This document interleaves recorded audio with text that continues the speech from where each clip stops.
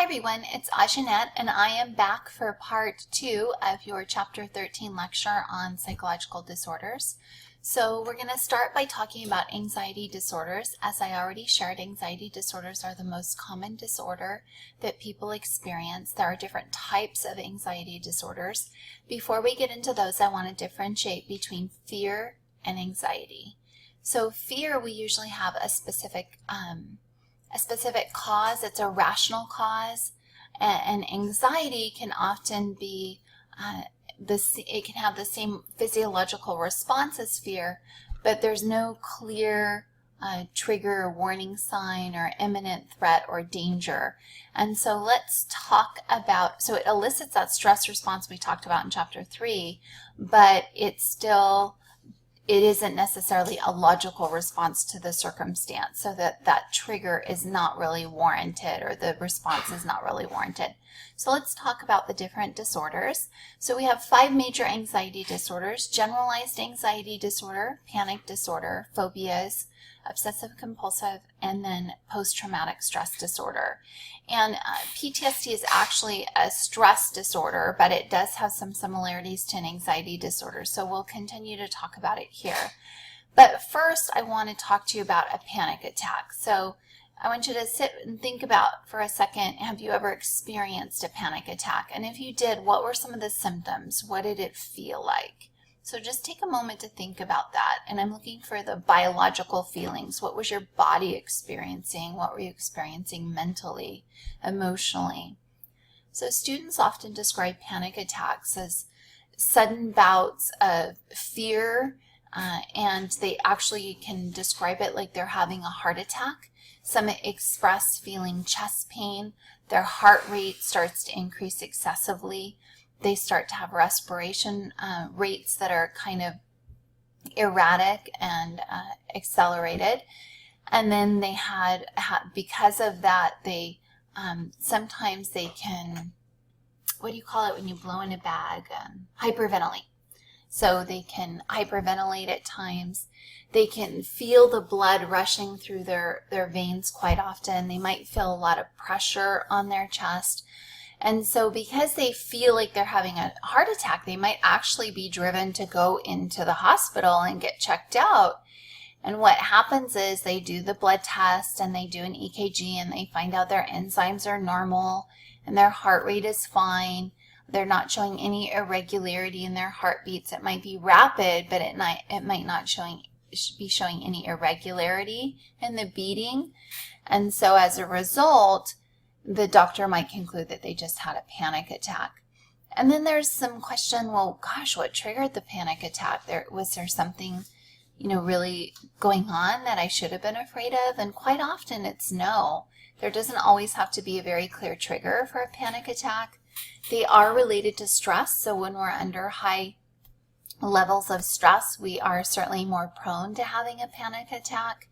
And often when you are experiencing recurrent panic attacks, the doctor might assess your stress levels and try to encourage you to manage your stress in a healthy, functional, adaptive way. That being said, panic attacks are kind of at the root of anxiety disorders. Or if you've ever almost been in a car accident and you've experienced that dread and that fear and like your life is in danger, if I could get you to embrace that feeling for a moment and then just operate from a position of compassion for those that do suffer with anxiety disorders, that's what they feel like on a daily basis. For no rational reason, there's no explanation, and it can be really debilitating and frightening for them. So sometimes we kind of, oh, you're a worrywart, or oh, it's too stressful for me to be around. And I really try to encourage, particularly in my abnormal psych class, I really try to encourage students to try to empathize a little bit. So for individuals, I'm going to start with panic disorder.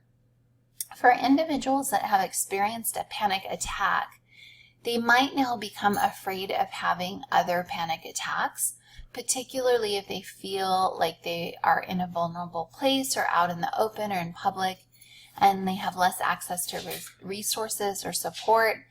Then they might feel even more vulnerable, and that fear of the panic attack might trigger another panic attack, until ultimately they start to develop this recurrent panic attacks, which is panic disorder, which is the multiple, or the experience of multiple panic episodes where they might experience dizziness, definitely heightened anxiety, they can't concentrate, they might have those physical pains and symptoms that we talked about, and there's no clear apparent cause for these types of sudden fearful bouts.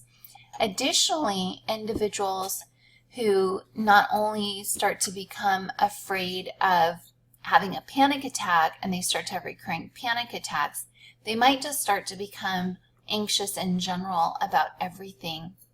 So the individual that is excessively anxious and stressed about what if this and what if that, and they're just in a state of excessive worry and constant anticipation and nervousness.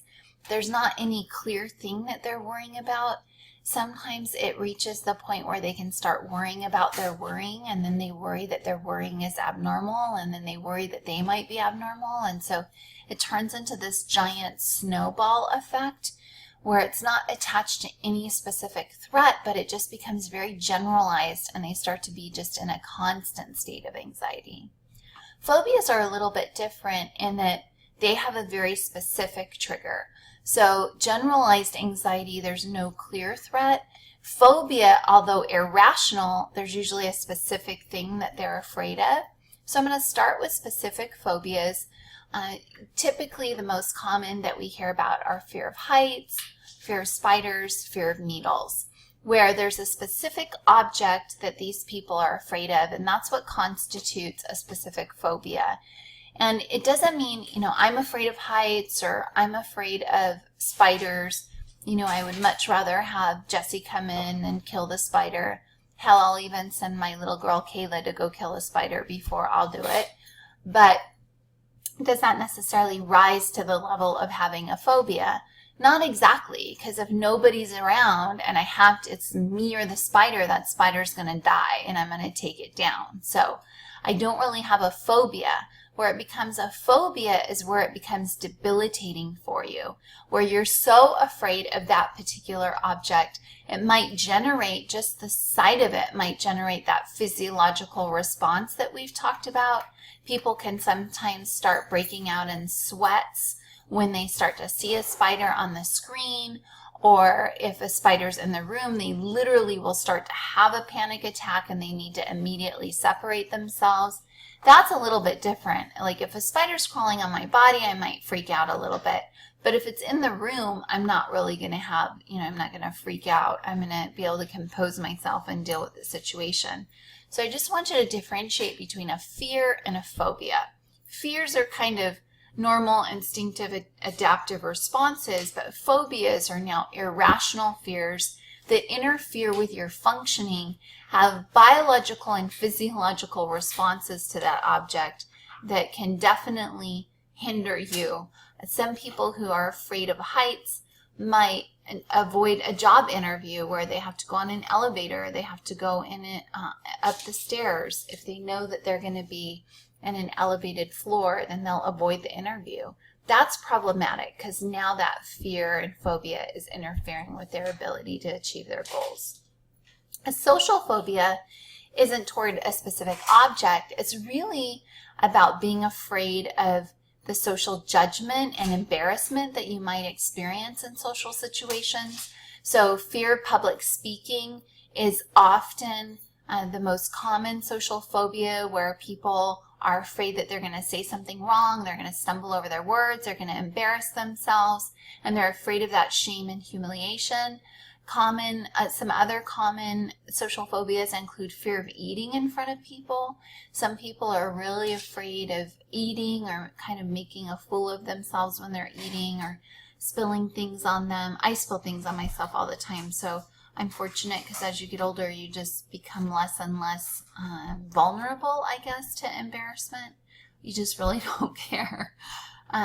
Agoraphobia is now a little bit different. Agoraphobia is like fear of open spaces, fear of being in kind of a vulnerable situation, fear of like being outdoors. And so what happens is People that might have a panic attack, it might escalate into panic disorders, or they might have generalized anxiety disorder where they start to become afraid of literally everything. They're so afraid that maybe they don't even want to go outside their own home. They don't want to be vulnerable out in public. So sometimes agoraphobia might develop where they literally are kind of captive in their own home. They're homebound because that anxiety is so pervasive and dominant in their lives. So it can be really, really problematic for their functioning as well as their social relationships and just their ability to enjoy life in a meaningful, qualitative way. So that's kind of the main 3 anxiety disorders. Obsessive compulsive disorder in the DSM-4 was classified with anxiety disorders. In the revised DSM-5, it's actually been moved into its own separate category. I do like it being related to anxiety disorders because the obsessions are really the thoughts, the mental processes, and the compulsions are the behaviors. So this is a 2-faceted disorder where the obsessions are based in kind of this anxiety world where they have this fear. The most common obsessions are fear of germs and safety. So people that have this obsessive fear of germs, this fear creates this anxiety, and it rises to the point where it's so uncomfortable for them, they have to engage in a behavior to alleviate that anxiety. So I'm afraid of germs. I'm incredibly obsessive over it. So I wash my hands in order to alleviate my stress and anxiety, because if I don't, those germs are going to kill me and I'm going to die or my hands are going to fall off. So I will wash my hands, and it becomes so compulsive. I might wash my hands over 100 times a day. I might wash my hands until they're cracked and they're bleeding. So now that compulsive behavior, I cannot move forward with my next task in life until I wash my hands and I rid myself of that risk of the germs, because the anxiety is so debilitating for me until I engage in that compulsion. So again, it creates a snowball effect because essentially it's negative reinforcement, and that's a very powerful resistant learning strategy where I have this fear and anxiety, but I'm reinforcing having the compulsion or having the fear and anxiety by engaging in the compulsion. That reinforces it because it takes that negative emotion away, and it kind of keeps that cycle going in a very unhealthy way. And then finally, post-traumatic stress disorder. Again, as I mentioned, this is specifically a stress disorder, although it does have some characteristics of anxiety disorder and is often comorbid. Comorbidity refers to the occurrence of 2 or more disorders within the same individuals. And quite often that's the case with psychological diagnoses, where you might have symptoms of multiple disorders simultaneously. You might, in fact, meet the threshold of diagnosis for multiple disorders simultaneously, because there's a lot of overlap and relationship between and among disorders. So PTSD is, in fact, post-traumatic stress disorder. So it's following a traumatic experience.